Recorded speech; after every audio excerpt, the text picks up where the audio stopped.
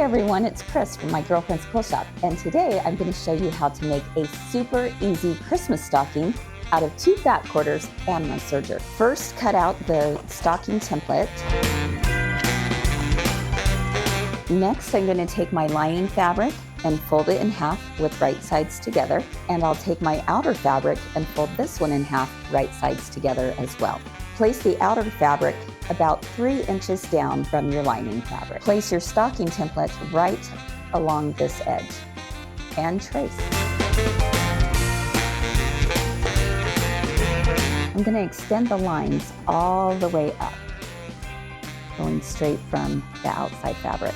I'm going to cut this right down here just to save on some fabric, and I can use this fabric for another stocking. I'm going to use the help of my clear curve foot from Baby Lock and snap it on. I'm going to place a couple of pins in here just for good measure to keep all of my layers together, keeping those pins far away from where you're going to be stitching. I'm going to line up this line right where my first needle is.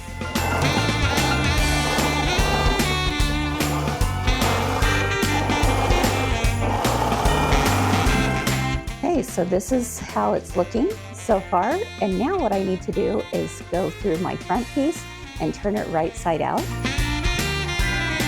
And you can use a turning tool to help pull out all of your seams. I'm going to take a little glue stick and just run it down on each edge of that lining, just along the top, and create a little faux hem. With that in place, my stocking is finished. Take a small piece of ribbon, loop it in half, and just hand stitch that there. And your quick stocking is all finished and ready for the big day.